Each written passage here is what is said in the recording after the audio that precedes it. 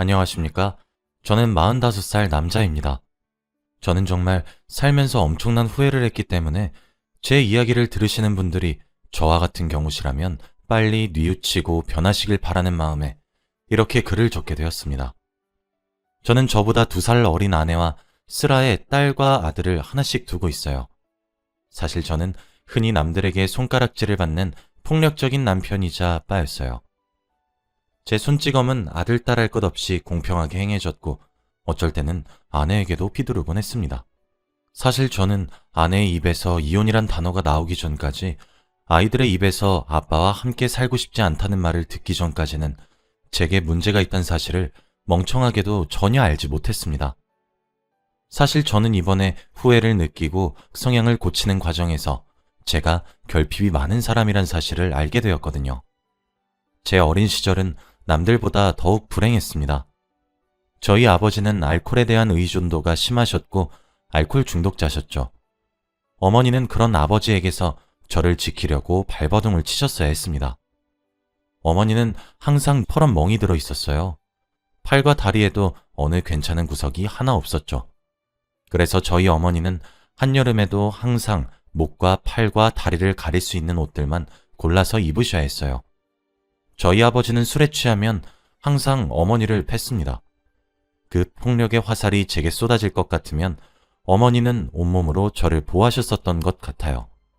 애한테까지 그러지 말고 애한테 할 거면 그 목까지 자기한테 하라고 소리를 지르시면서 말이죠. 그래서 매일 밤마다 저희 집은 쑥대밭이 되었고 난장판이 되었습니다. 그리고 아침에 술에서 깬 아버지는 어머니께 무릎을 꿇고 눈물을 흘리시며 싹싹 비셨고 어머니는 항상 용서하셨어요. 그렇게 집을 깨끗이 치우면 뭐 하겠어요? 아버진 저녁에 다시 술을 사와서 한 잔만 먹겠다며 드셨고 한 잔은 한 병이 되었고 2병이 되었고 술에 취하셨죠. 제가 아주 어렸을 땐 무서워했는지 잘 모르겠지만 인지가 가능했을 때를 상기시켜보면 꽤 자연스럽게 받아들였던 것 같아요. 매일 일어나는 일상의 소음 정도로 말이에요. 아버지가 술을 마시고 어머니께 행사했던 이유는 하나였습니다. 술을 더 내놓으란 이유였죠. 하지만 아버지가 알코올 중독자로 일하러 나가시지 않아 어머니가 소일거리고 부업을 뛰고 만들어 오는 돈이 저희 생활비의 전부인데 어머니는 정말 돈이 없으셔서 못 드린 거였어요. 어머니가 여유가 있으실 때에는 아버지께 돈을 쥐어주고 나서 저를 데리고 새벽에 산책을 하러 나갔다 아침에 함께 들어오기도 했었어요. 지금 보니 그게 어머니 나름의 도피였던 것 같네요. 아무튼 어머니는 참 울기도 많이 울었습니다. 아버지께 애원도 했고 화도 냈고 빌어도 받고 애걸복걸하며 부탁하기도 했죠. 제발 술을 끊어달라고 말이에요. 아버지는 알겠다고 대답은 잘하셨어요. 하지만 밤이 되면 저희 집엔 와장창 하며 깨지는 소리와 어머니의 비명소리, 울음소리밖에 들리지 않았죠. 그쯤 되니 동네에 소문이 나기 시작했고 신고받고 온 경찰들도 저희 얼굴을 알기 시작했어요. 그 당시 제 나이가 아마 10대 중반 정도였던 것 같습니다. 창피했고 쪽팔렸죠. 그리고 그런 어머니가 너무 한심했어요. 잘못은 아버지가 폭력을 휘둘렀단 점인데 저는 어머니에게 그만 좀 울고 정신 차리라고 그치라고 윽박질렀어요. 정말 불효자식이죠. 그러던 어느 날 그날도 어김없이 돌아온 아버지의 폭력에 어머니의 비명소리가 들렸습니다. 그런데 이때까지는 어머니는 아버지의 대응을 많이 하지 않으려 노력했어요. 그리고 살려달라라는 말은 입에 올리지 않았습니다. 그런데 그날따라 문 밖으로 살려주세요. 누가 신고 좀 해주세요. 살려주세요. 라며 소리를 지르더라고요. 불길한 예감에 문을 당장 열고 방 밖으로 뛰쳐나가니 바깥은 아수라장이 되어 있었고 어머니는 아버지께 살려달라고 빌고 있었습니다. 그때 무슨 생각이었는지 모르지만 본능적으로 어머니를 구해야 되겠다는 생각만 들었습니다. 그 이후로는 기억이 잘 나지 않아요. 아버지는 잠들듯 기절하셨고 저는 숨을 거칠게 쉬고 있었는데 누군가 문을 두드렸습니다. 경찰이었죠. 어머니의 구조 신호에 누군가 신고를 했던 모양이었어요. 당연히 저와 어머니는 경찰서로 향했고 아버지는 구급차를 타고 응급실로 향했습니다. 아버지는 다행히 비껴 맞았던 거라 가벼운 뇌진탕이 오셨던 거였고 술에 너무 취해 있으셔서 쓰러지듯 잠이 든 거라고 병원에서 말을 하더군요. 어머니는 누가 봐도 피해자인 몰골인데다 저는 그런 어머니를 구하려던 미성년자였고 다행히 처벌은 받지 않게 되었습니다. 일이 해결되고 아버지는 병원에 좀 더 계셔야 했기에 집에 저와 어머니 단 둘만 남았어요. 저는 어머니한테 도망가라고 했습니다. 이렇게 살지 말고 가버리라고 말이죠. 어머니는 아들인 제 말이 충격이셨나 봐요. 그리고 이번에 일어난 아버지의 폭행도 충격이셨던 것 같습니다. 어머니는 며칠 동안 숨죽여서 우셨어요. 어머니는 항상 우실 때 숨죽이시며 우십니다. 왜냐하면 아버지가 소리를 내면 정말 미친 듯이 때렸거든요. 아버지가 집에 없는데도 숨죽이며 우는 어머니를 보니 가슴 한가운데가 꽉 막힌 것만 같았죠. 그때까지 어머닌 고민을 많이 하셨던 것 같아요. 하루는 제 저녁을 차려주셨는데 저희 사는 형편에 맞지 않게 상다리가 부러지도록 맛있는 음식을 차려주셨고 고기까지 구워주시더라고요. 제게 웃으면서 아들, 맛있어? 라고 물으시면서요. 응, 너무 맛있어. 하며 저는 음식에만 정신이 팔려 있었고 어머니는 한술도 뜨지 않았습니다. 어머니는 아들, 엄마가 정말 많이 미안해? 하며 슬프게 웃으시며 제 뺨을 쓰다듬으셨죠. 그렇게 그날 어머니는 아버지가 퇴원하기 바로 전날 밤에 가벼운 옷까지만 챙긴 채 집을 나갔습니다. 어머니가 나를 버릴 줄도 몰랐고 심지어 그런 아버지와 저만 두고 도망갈 줄 몰랐어요. 그래서 정말 슬펐고 배신감에 치를 떨었지만 한편으론 이해가 되었고 그렇게 도망칠 수밖에 없었던 어머니가 앞으론 많이 웃고 행복하게 사시길 바랬죠. 제가 곁에서 지켜봐 왔으니 어머니의 삶이 얼마나 불행했는지 누구보다 잘 아니까요. 그러나 어머니가 집을 나가신 이후 제 삶은 더 지옥 같았습니다. 그럴 때마다 어머니가 얼마나 저를 지키기 위해 애쓰셨는지 느껴졌고 정말 보고 싶더라고요. 아버지는 퇴원 후 별 말 같지도 않은 핑계를 갖다 대며 저를 미친 듯이 시작했습니다. 이제 한여름에도 긴팔을 입어야 하는 사람은 어머니가 아닌 제가 되었어요. 하지만 그래도 저는 아들이고 몇 년 정도 지나 아버지보다 키가 더 커지고 힘도 더 세졌습니다. 한 번은 아버지가 습관적으로 제 뺨을 내리치시려 했는데 그 손을 잡고 아버지를 그대로 미시니 넘어지시더군요. 그 후로는 제게 손찌검을 하지 않으시기 시작했습니다. 참, 이게 뭐라고 그동안 아버지를 무서워했나 싶더라고요. 그래도 미우나 고우나 제 아버지다 보니 취업을 해서 돈을 벌면서도 아버지와 함께 살았습니다. 저도 사회생활을 하며 친구란 것이 뭔지 알게 되었고 동료가 무엇인지 알게 되었죠. 그러면서 지금 아내를 만나게 되었습니다. 아내는 정말 어머니처럼 수수한 사람이었어요. 꽃으로 따지면 들판에 피어있는 들꽃 같은 사람이었습니다. 제게 많은 사랑을 주었던 사람이었고 심지어 제가 처음 만난 여자가 아내였어요.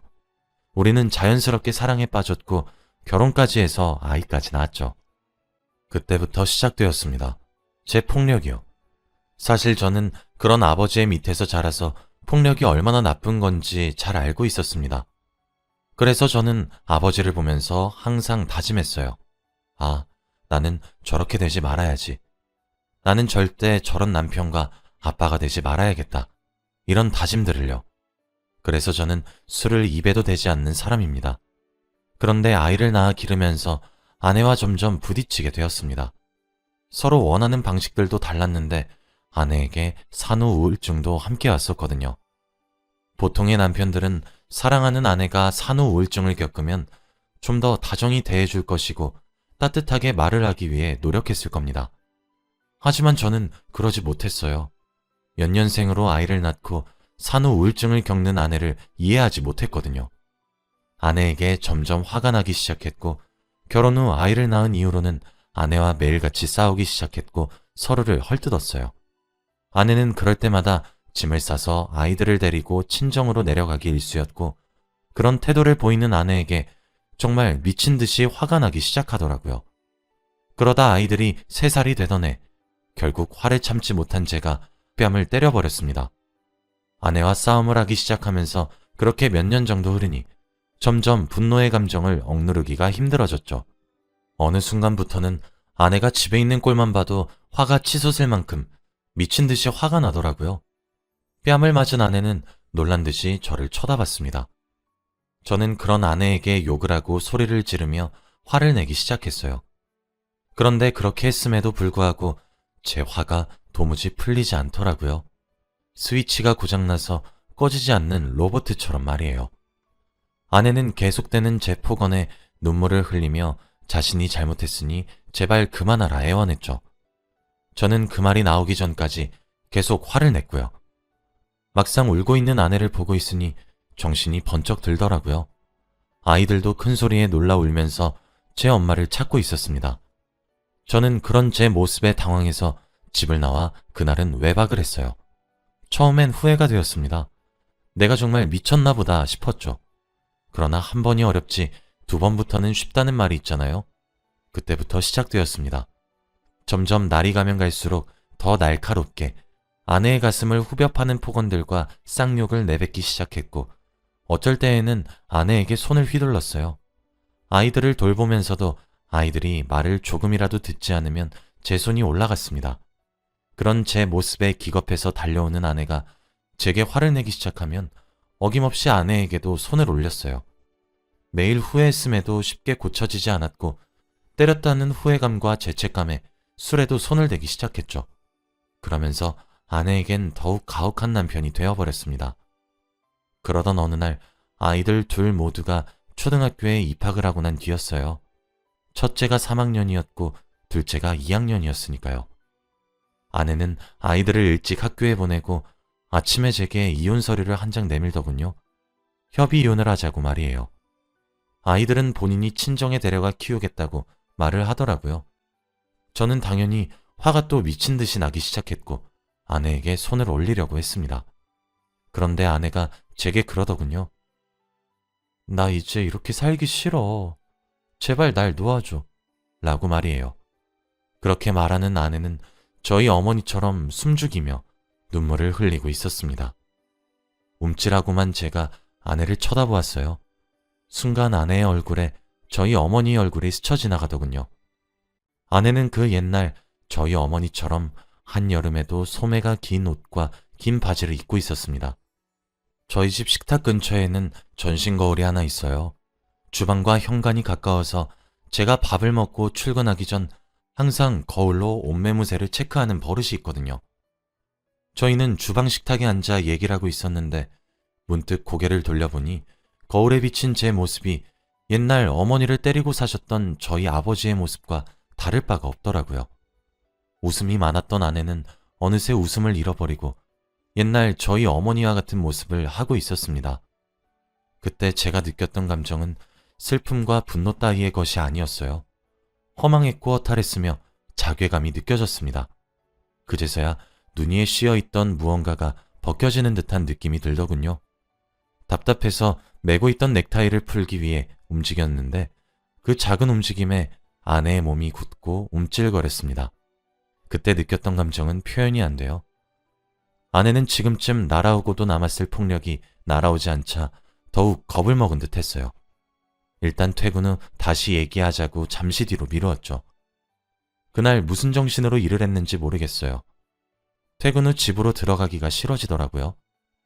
아내에게 잘못을 빌고 설득하려고 마음을 먹었습니다. 제발 한 번만 더 기회를 달라고 애걸복걸할 마음으로요. 과거에 제가 왜 그렇게 미친 짓을 했는지 믿기지가 않았고 어디에 씌었던 것은 아닐까 생각까지 들 정도였습니다. 집에 도착하니 분명 현관문 밖까지 울리던 딸과 아들의 웃음소리가 제가 비밀번호를 치고 현관문을 열기 시작하니 귀신같이 멈추더군요.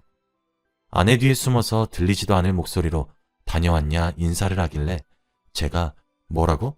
라고 되물었더니 빽 울더군요.